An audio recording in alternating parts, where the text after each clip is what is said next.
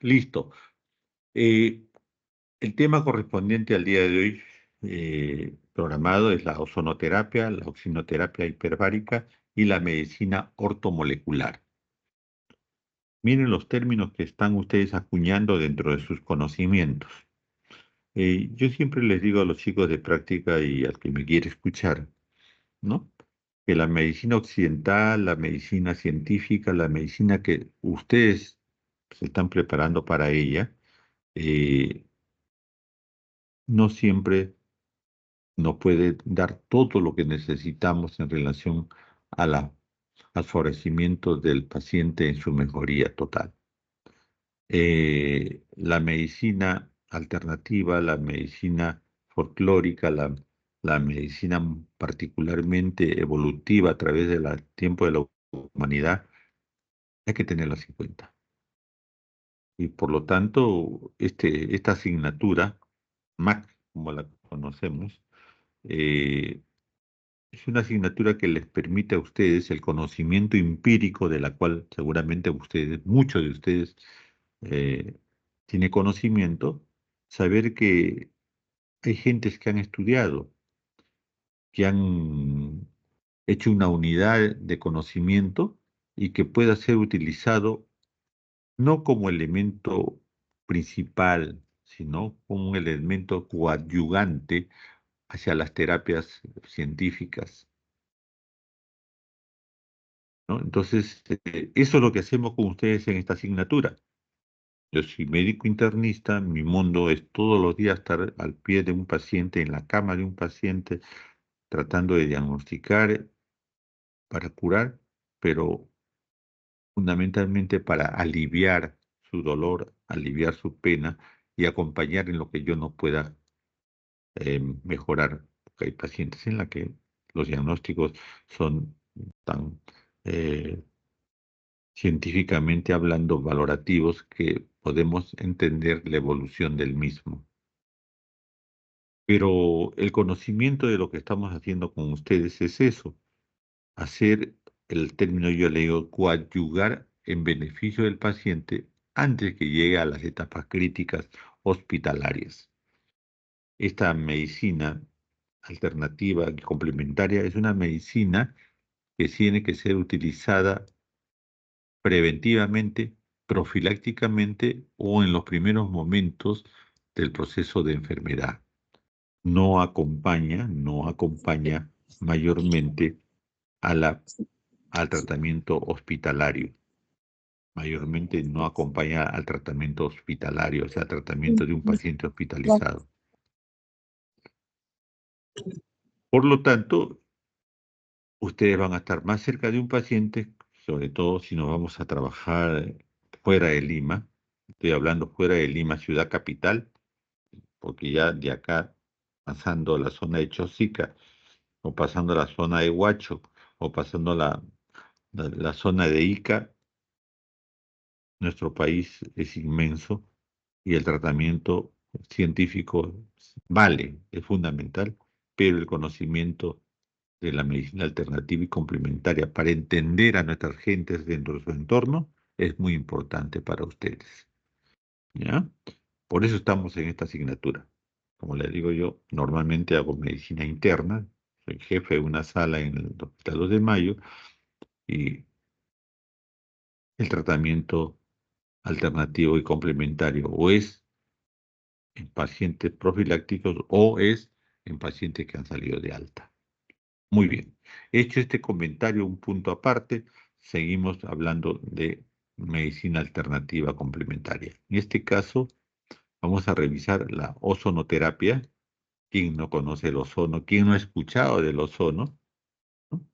La oxigenoterapia hiperbárica, también con esas famosas cámaras hiperbáricas, y la medicina ortomolecular. Son tres temas que vale la pena recordar y conocer. En sí, lo que yo les doy es un acúmulo resumido de lo que está escrito en estos elementos que vamos a conversar.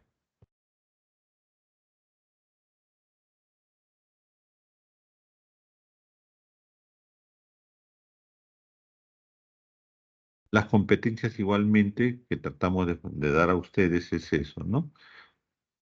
Competencias en base a este temario. Vamos a hablar de cada uno de ellos, el concepto, los fundamentos y la propuesta terapéutica. Vamos a hablar de ozonoterapia primero.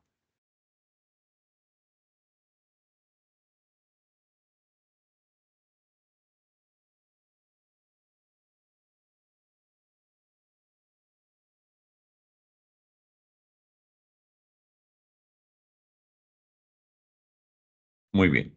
El ozono, el ozono es una molécula formada por tres átomos de oxígeno, o tres.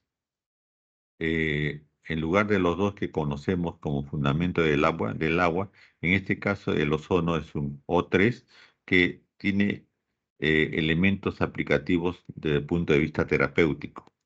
Es en sí la mezcla de oxígeno médico, ¿no? Con el ozono. Y esta mezcla produce en el lugar donde se aplica, ¿no? Elementos valorativos desde el punto de vista de la medicina. Por lo tanto, dice que no podemos dar más del 5% de ozono en esa área conjuntamente con el oxígeno.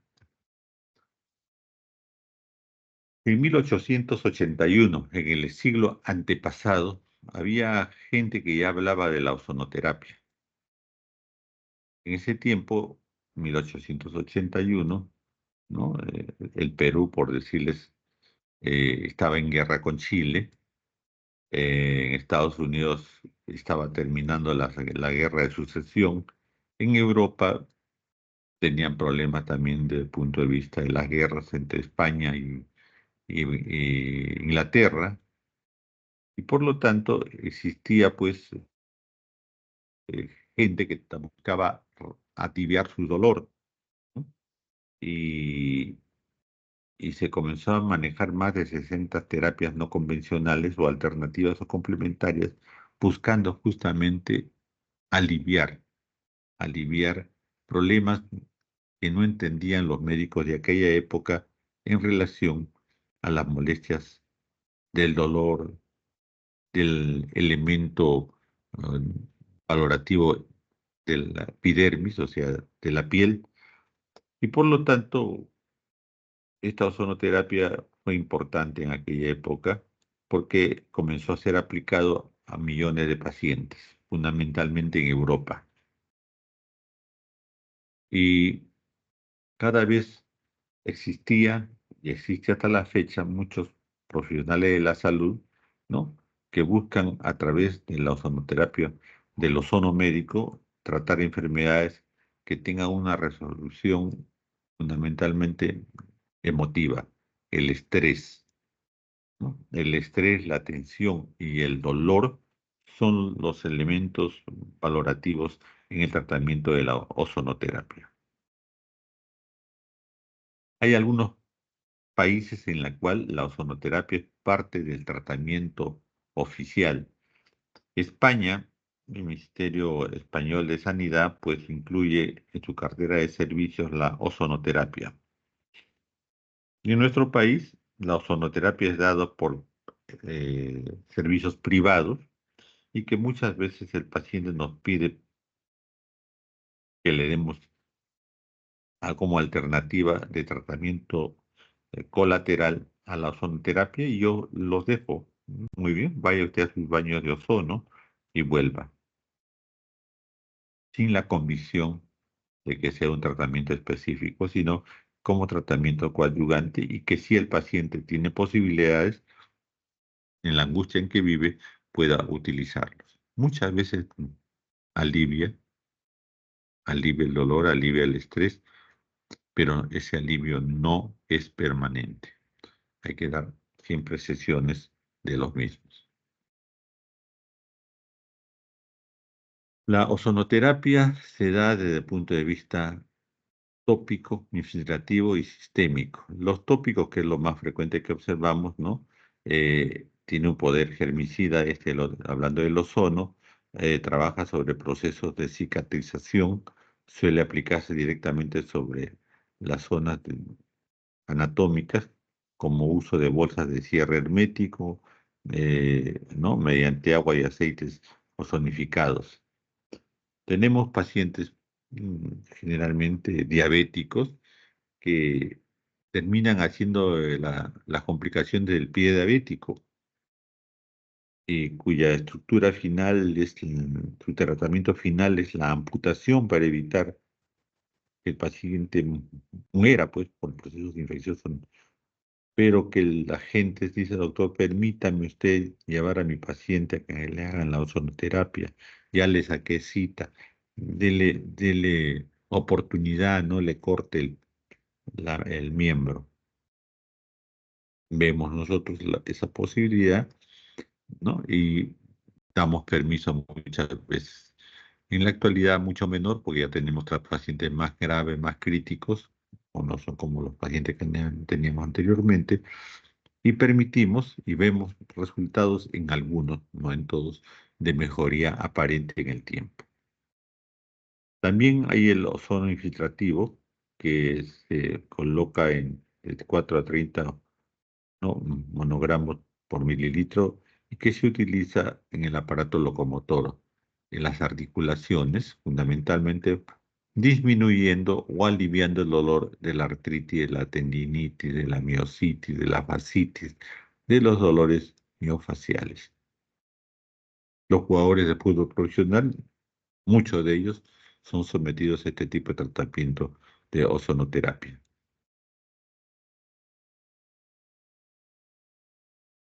También tenemos la forma sistémica, ¿no? En las vías, en dos vías, la autohemoterapia y la insuflación rectal. Esto es mucho menos frecuente, pero la literatura lo dice, así que yo lo menciono, ¿no? La autohemoterapia mayor, que consiste en la extracción de cantidades determinadas de sangre, ¿no? Y que al salir del circuito cerrado pueden entrar en contacto con el gas y reaccionar en la ilusión de la que ya hablamos, después de los cuales la sangre se reifunde, o sea, se vuelve a ingresar como si fuera un tratamiento de diálisis, ¿no? Parecía la diálisis, buscando justamente la mejora del paciente. Esto lo veo en la literatura, así por eso lo menciono. Que yo lo haya visto y que lo hagamos, no, no, pero mencionan en esa forma y por lo tanto les digo, ¿no? También existe la autohemoterapia menor, en el que se mezcla el gas en una jeringa, ¿no? La sangre ozonificada se inyecta por vía intramuscular. Lo describen, yo lo menciono, no lo recomiendo porque no lo he visto hacer en forma directa. También se menciona la insuflación rectal, ¿no? Igualmente por la zona rectal colocar el ozono buscando las mismas propiedades de las que hemos conversado, ¿no? Tampoco lo he visto, no lo recomiendo, pero se menciona en la literatura de medicina alternativa.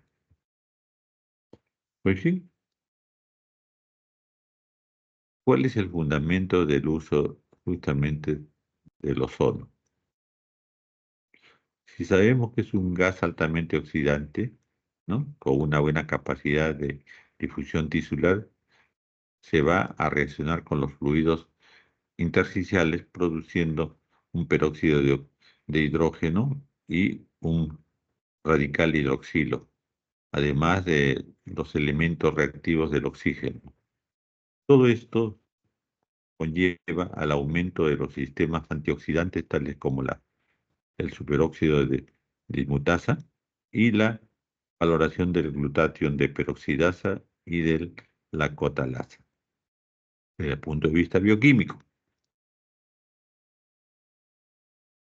Pues todo esto estimula la oxidación de los receptores algogénicos y podría inhibir las señales dolorosas y activaría el sistema antinociceptivo. Podría. Por lo tanto, crearía un efecto relajante muscular que mejoraría la movilidad de la zona afectada. Periféricamente hablando, el ozono sería capaz de inactivar las enzimas proteolíticas al mismo tiempo en forma mediada, podría manejarse en la estimulación de la proliferación de fibroblastos y condrocitos, favoreciendo la regeneración cartilaginosa. Por eso les cuento que desde el punto de vista tópico es utilizado pues en la medicina deportiva. Por eso que les cuento que los futbolistas, todos los que ustedes ven que tienen problemas en la rodilla, en los tobillos, concomitantemente a la terapia médica occidental científica, hacen sus baños de ozonoterapia, ¿no? Así que ya saben, este hecho en forma tópica. Se hace otro tipo de, se menciona otro tipo de tratamientos, pero no los menciono yo en forma real.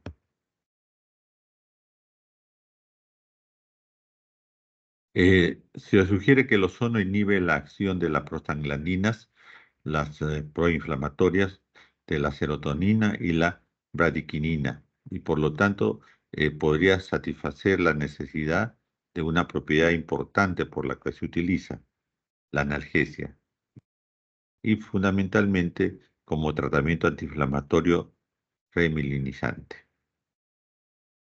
Y pues hay enfermedades, ¿no?, desmilinizantes que evolucionan a lo malo, pero que en el camino se encuentra con la ozonoterapia, que en un primer momento da esperanzas de manejo. Eso es lo que es, esperanzas, ¿no?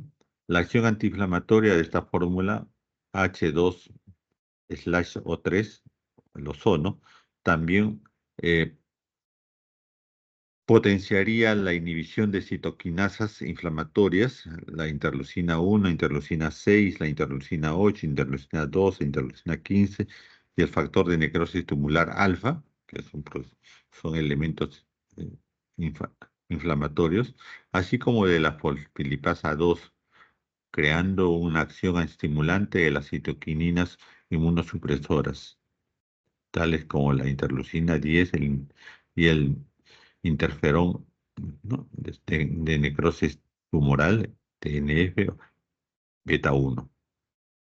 Esto es un efecto antiinflamatorio reparador tisular. Acá están los fundamentos de la ozonoterapia. Se habla del infiltrado a nivel subcutáneo que reaccionaría con los mediadores y receptores periféricos del dolor, que serían oxidados. Ahí están los fundamentos por los que la gente, médicos que se dedican a la medicina deportiva, a la traumatología, a la reumatología, entre sus herramientas terapéuticas, la ozonoterapia puede ser utilizado con indicaciones, como les digo, desde el punto de vista externo. En resumen, este tipo de terapia realmente estamos induciendo a la microoxidación controlada y inocua, cuya respuesta orgánica será activada favorablemente en el sistema antioxidante tisular. Ahí está, ténganlo siempre a la mano y sepan que existen algunos fundamentos que ayudan a favorecer su uso, fundamentalmente, como les decía, en terapias externas y que no tienen compromiso de vida. Profesor, disculpe, Sí, le yo, escucho. yo estoy viendo la PPT número 6. ¿Cómo están los demás chicos?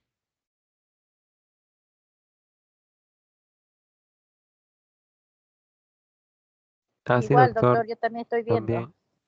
Pensé que había internet. Sí, solo estoy en la diapositiva 6. Ahí, Ozonoterapia. No, vamos, ahora sí, ya, se está moviendo. ya. Les voy a hacer llegar de todas maneras las diapositivas, así que no hay problema. A mi grupo les voy a entregar para que usted la reparta con ustedes.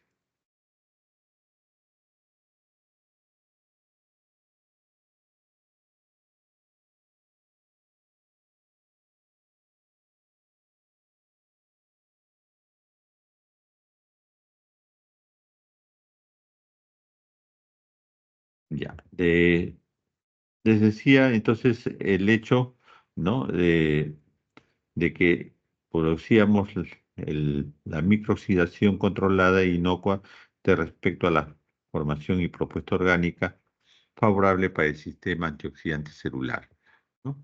Les hablaba en este caso de características que dicen del ozono como propiedades.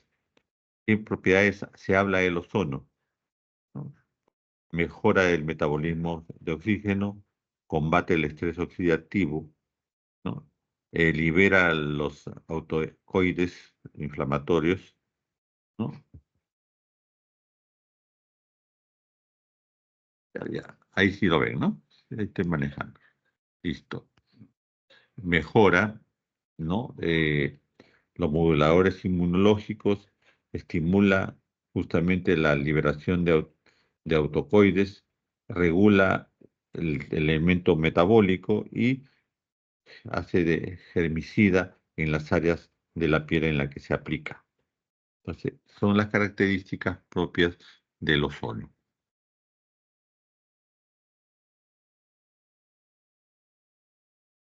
De todo lo que les he conversado, ¿qué propuestas terapéuticas se da para la zona, para el ozono? ¿No?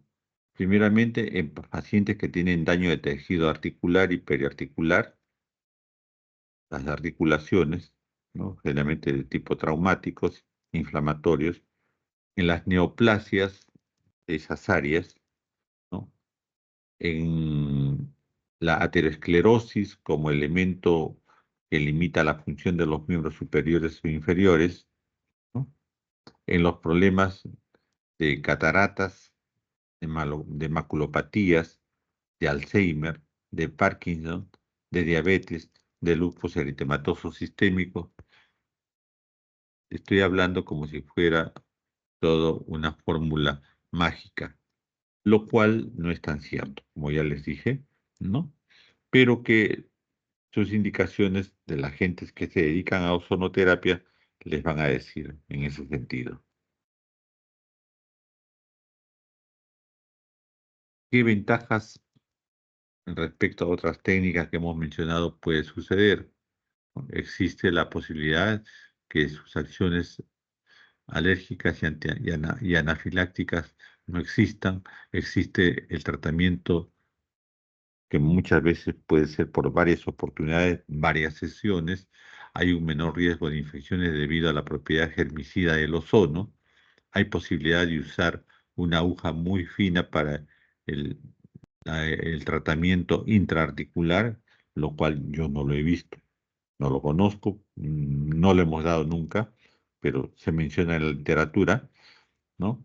Crea molestias antiinflamatorias menores, ¿no? Frente al tratamiento hay que darle una evolución de 1 a 2 semanas para encontrar resultados. Produce ventajas justamente frente a los corticoides. Los corticoides, ustedes saben que es un antiinflamatorio universal, ¿no? Se utiliza como tratamientos finales, en la cual no se puede utilizar AINES, y bueno, frente a ellos, pues es la ventaja de que eh, no produce daños tisulares, ¿no? No existe efectos colaterales y se puede utilizar en forma tal que si hace efecto en los tratamientos en la cual los corticoides también son indicados, nos quedamos con el ozono. Nos quedamos con el ozono. Pero recordando que los corticoides tienen una terapéutica mucho más extensa, mucho más entendida, y las vías que se utiliza el corticoide son de mejor evolución que el ozono. ¿Hay contraindicaciones? Sí, absolutas, ¿no? No podemos dar a pacientes que tienen grave deficiencia de enzima, ¿no? Glutasa 6 fosfodihidrogenasa, ¿no? No se puede dar en esos pacientes porque el sistema glutatión está cargado y puede taponar la oxidación de los peróxidos y induciría a la disminución de los glóbulos rojos, aumentaría las anemias. No se puede dar ozonoterapia en pacientes que tienen trombocitopenia, o sea, niveles bajos de plaquetas, en pacientes que tienen un déficit en el sistema de coagulación, que están expuestos a las sangrías. Tampoco se puede utilizar en alteraciones avanzadas del sistema cardiovascular, sobre todo los descompensados. No es bueno usarla en el hipertiroidismo, el aumento de la producción de T3, T4, ¿no? No se debe usar en epilepsia y no se puede usar en anemias descontroladas o con un diagnóstico etiológico no conocido. Entonces hay contraindicaciones, no todo es bueno. Muy bien. Eso es en relación a la ozonoterapia. Junto a la ozonoterapia existe las cámaras hiperbáricas, donde se habla de la oxigenoterapia hiperbárica. ¿Se ve, no? Por favor, ¿sí? ¿Se ve? Sí se ve, doctor. Ya, listo. Muy bien. Pues bien, la oxigenoterapia hiperbárica es un tratamiento que utiliza las cámaras presuradas para aumentar la cantidad de oxígeno en la sangre. Ahí tienen las cámaras hiperbáricas que se ven en muchos lugares. Hay un paciente que está en una cámara hiperbárica. Vamos a seguir hablando. Y decir que la oxigenoterapia hiperbárica suele realizarse como procedimiento ambulatorio, ¿no? Es muy cierto. Las cámaras hiperbáricas se utilizan en pacientes de tratamiento ambulatorio que a veces quieran llevarse a nuestros pacientes hospitalizados a, a centros de cámaras hiperbáricas, hemos visto. Pero en este caso, como nosotros no valoramos este tipo de tratamiento, le decimos, señor, usted tiene el derecho a tener este tratamiento, le vamos a dar de alta, usted va, cumple los requisitos necesarios de ello y después puede volver para valorar. Los hospitales no tienen cámaras hiperbáricas.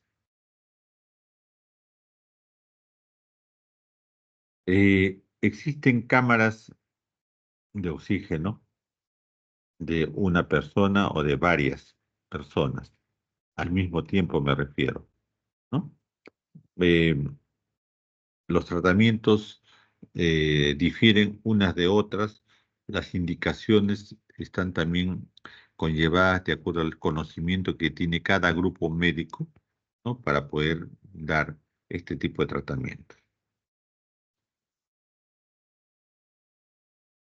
Acá tiene una cámara en la que ingresan varias personas.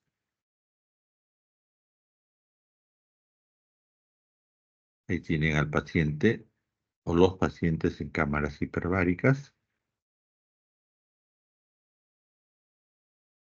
Y lo que se busca justamente, en la cámara, ¿no? Son elementos que puedan conllevar a que al aumento del oxígeno como tratamiento directo pueda mejorar el metabolismo de los órganos ante el estímulo del oxígeno. Fundamentalmente la piel, fundamentalmente los glóbulos rojos, y los procedimientos varían de una a otra cámara hiperbárica de acuerdo a la naturaleza de su construcción, ¿no? No hay tratamientos generalizados específicos. Cada grupo indica, de acuerdo a su experiencia, la forma de la utilización de las cámaras hiperbáricas. ¿Cuál es el fundamento? En una cámara oxigenoterapia hiperbárica, la presión se eleva hasta 2 o 3 veces más que la presión normal de oxígeno. En estas condiciones, los pulmones pueden albergar mucho más oxígeno de lo que sería posible en forma respiratoria, ¿no? Creando, por lo tanto, un oxígeno puro a la presión normal del aire. Ojo, ahorita que ustedes están escuchándome y viendo, tenemos respirando oxígeno, pero la cámara hiperbárica puntualmente da más oxígeno que el medio ambiente a los pacientes. Cuando la sangre transporta una cantidad adicional de oxígeno a todo el organismo, esto contribuye a combatir las bacterias que estimulan la liberación de sustancias denominadas factores de crecimiento y células madres. Y esto favorece la cicatrización. Ese es el fundamento. Ese es el fundamento, ¿no? Por lo tanto, el hecho de darle más oxígeno a la sangre, de estimular la llegada a través del aire que se inspira y que ingresa en el recambio alveolo capilar, eh, debe haber algunos efectos. Efectos que se postulan y que no siempre sucede, por si acaso. Se postula que combate las infecciones, se postula que aceleran la cicatrización, que ayuda a la desintoxicación cerebral, que estimulan la formación de colágeno, que mejoran la osteogénesis y la reparación ósea, favorecen la formación de nuevos vasos sanguíneos, regulan el estrés oxidativo, ¿no? Y desinflama. Estas son las acciones que se le atribuyen a la cámara hiperbárica. Doctor, y está comprobado científicamente, hay elementos que podríamos decir proclive a la mejora en todos estos elementos que estamos hablando, pero no hay una constatación fehaciente que postule a que sea no solamente una forma de tratamiento, sino que pueda darse una patente de tratamiento real observado y que la incidencia de sus mejoras sea pues elevada. No lo hay, no lo hay. Pero existe este tratamiento y se lo ponemos a ustedes a su conocimiento.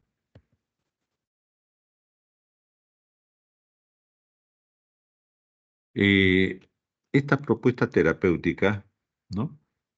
Ha sido tan interesante y la población ha accedido a ello que la FDA es la institución que licencia todos los tratamientos en Estados Unidos. Pues bien, en el julio del año 2021, la FDA, ¿no? Autorizó la cámara hiperbárica en los siguientes trastornos: anemia grave, absceso cerebral, burbuja de aire en los vasos sanguíneos, o sea, embolia gaseosa arterial, quemaduras, intoxicación con monóxido de carbono, lesiones por aplastamiento, enfermedades por descompresión, ejemplo, la lesión de los buceos, ¿no?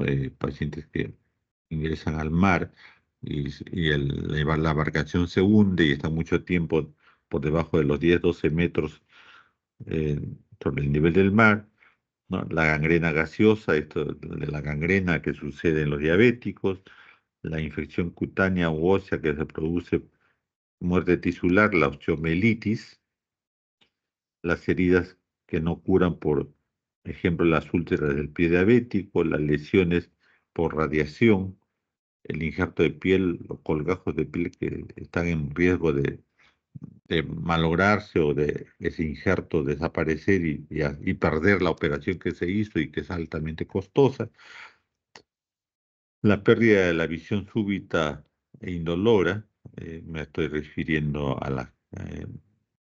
las cataratas.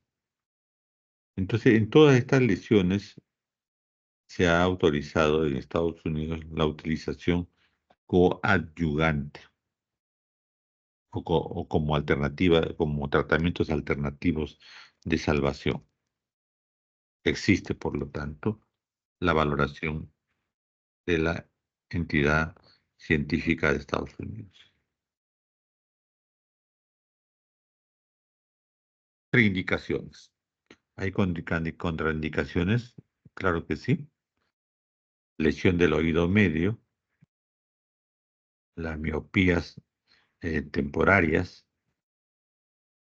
el colapso pulmonar, las convulsiones, la disminución de la glucosa en sangre en pacientes de diabetes tratados con insulina, pacientes con fiebres, sinusitis, anemias eferocíticas y el embarazo.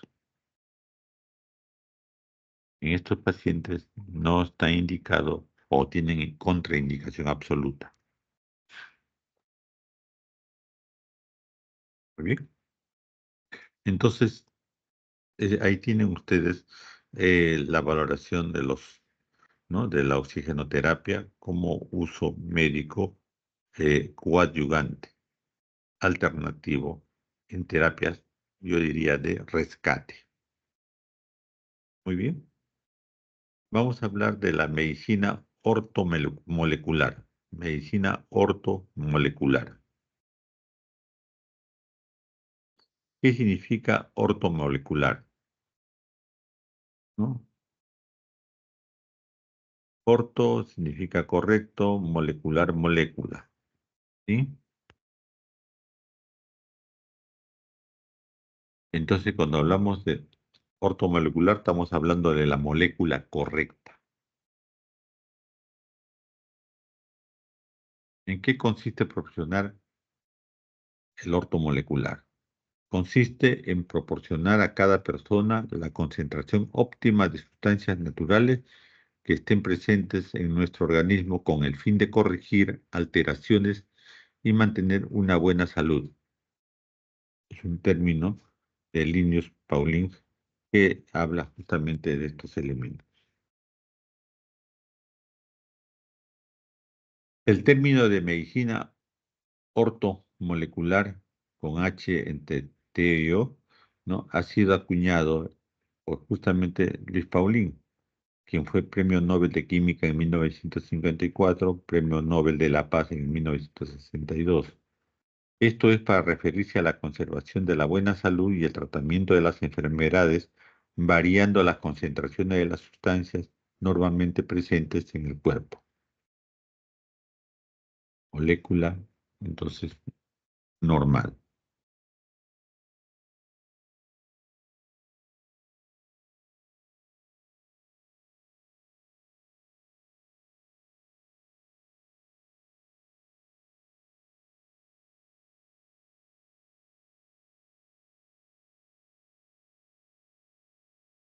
Seguimos con el concepto de medicina ortomolecular.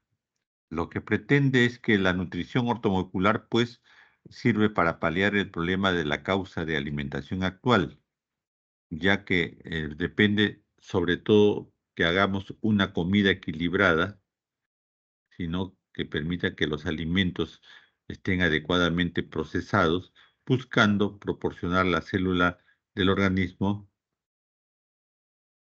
las cantidades óptimas de nutrientes en función a las necesidades individuales. Entonces, buscamos proporcionar a las células del organismo las cantidades óptimas de nutrientes en función a las necesidades individuales. Miren, miren lo interesante que hay. Esta disciplina tiene por objetivo prevenir y tratar enfermedades que pueden producir desequilibrio químico metabólico, esto es mantener un equilibrio químico y metabólico, ¿no?, en base a los micronutrientes. Consta de una evaluación de los metales, de los nutrientes y minerales que hay en una persona mediante el análisis de sangre, orina y cabello.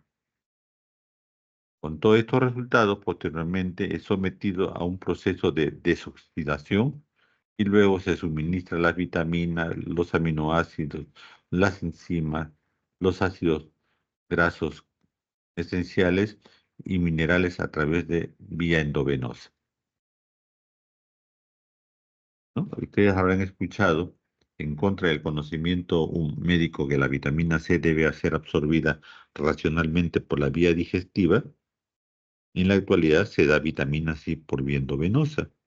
Hay médicos que se están llenando de plata con ese tratamiento de la vitamina disculpen, la vitamina C por vía endovenosa.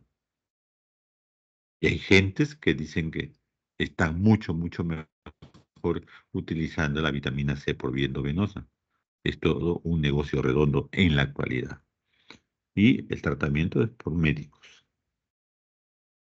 Pues bien, hay algo de fundamento entonces a partir de la medicina ortomolecular. ¿Qué se quiere lograr con ella? Regular la función biológica, corregir el déficit nutricional y crónico. Esto puede suceder cuando se tiene una dieta pobre en nutrientes, estrés, escasa y demasiada actividad física, ¿no? Tabaquismo y, y polución ambiental. Esto puede suceder y se logra con ello mantener una alimentación saludable de forma tal que pueda prevenir enfermedades. Puede suceder con ese tratamiento la desintoxicación y el drenaje de nuestro organismo de tóxicos. Pues bien, el objetivo de la medicina ortomolecular, que seguramente desde el punto de vista del conocimiento es nuevo para ustedes, es prevenir y tratar enfermedades ayudando al organismo a mantener el desequilibrio químico y metabólico, ¿no?, de los micronutrientes. Hay que mantener un equilibrio bioquímico y metabólico de los micronutrientes. ¿Qué micronutrientes? Las que puede usted inducir a ingerir en forma alternativa: vitaminas, minerales, aminoácidos, oligoelementos, antioxidantes, etcétera. Todos los elementos que el mundo farmacológico y naturista dice que ayuda a mejorar la vida, el equilibrio del hombre con el medio ambiente, o sea, su salud, ¿no? Estudiando el caso clínico de una persona se pretende equilibrar el déficit bioquímico y neutralizar los efectos tóxicos, con ello mejorar la calidad de vida. Medicina ortomolecular. Pues bien, entonces la medicina ortomolecular es que motiva el conocernos a nosotros desde el punto de vista de nuestros estados bioquímicos a través del laboratorio. Esto es el estudio de la sangre, de la orina, de las heces y de las secreciones corporales, para poder después, con el resultado de ellos, comenzar a manejar el equilibrio, ¿no?, con los nutrientes, los micronutrientes que estimulen la adecuada metabolización en nuestro cuerpo, la nutrición ortomolecular. La propuesta terapéutica finalmente ayuda a llevar una vida prolongada. ¿Por qué? Porque se trabaja antienvejecimiento, se trabaja contra las alergias y el asma, se trabaja sobre los elementos cardiovasculares como la aterosclerosis, la hipercolesterolemia, la dislipidemia, que son procesos degenerativos en el corazón que llevan al infarto agudo de miocardio. Se maneja y disminuye la hipertensión arterial, que puede conllevar a los accidentes cerebrovasculares, a la insuficiencia renal crónica. Se trabaja sobre el sistema nervioso y el estrés, disminuyendo el llegar al Alzheimer. Desde el punto de vista endocrinológico, la menopausia, la diabetes y la obesidad eh, son tratadas en tal forma que la persona esté menos expuesta a la misma. La medicina osteoarticular justamente busca también los problemas degenerativos de la artrosis y la artritis, neutralizar. Y por supuesto, los problemas dermatológicos y de la piel del tejido piloso, ¿no?, como es el acné, la alopecia y la fragilidad de las uñas. Todos estos elementos son muy interesantes porque es parte del proceso de envejecimiento humano. Estamos hablando de pacientes que están encima de los 40 años y que avanzan hacia la edad mayor, ¿no? Y que si nosotros manejamos las sustancias ortomoleculares en tal forma de disminuir justamente lo que con el envejecimiento llega, haremos que la vida se prolongue por más tiempo. Medicina ortomolecular. Esto es lo que ustedes observan en todos los lugares en la que se busca el equilibrio entre la salud y los alimentos, y eso es medicina ortomolecular, ¿no? Con todo lo que les he dicho, es lo mismo que está en el punto final del proceso de enfermedad. Los riesgos, lógicamente que como toda acción humana corre riesgos, es que entre los peligros de la nutrición ortomolecular se encuentra la hipervitaminosis, que no es otra cosa que el exceso de vitaminas en el organismo, que también puede resultar perjudicial, ¿no?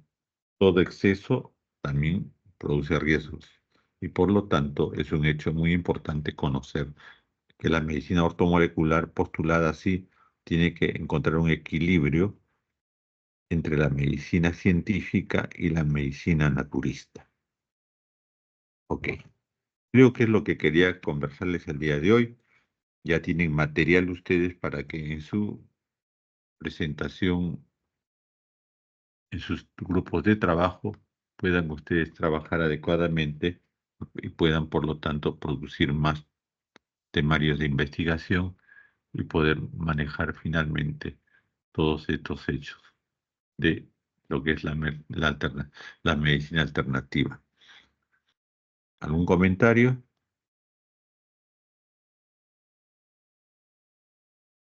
Muy bien. Entonces, los grupos que van a hacer sus prácticas ya tienen material, ya tienen elementos con que conversar. Si no hay ninguna intervención, damos por finalizado esta reunión. Gracias por su atención. Hasta pronto. Buenas noches. Sí, doctor, muchísimas gracias por su presencia. Buenas noches. Buenas noches con todos. Gracias. Buenas noches.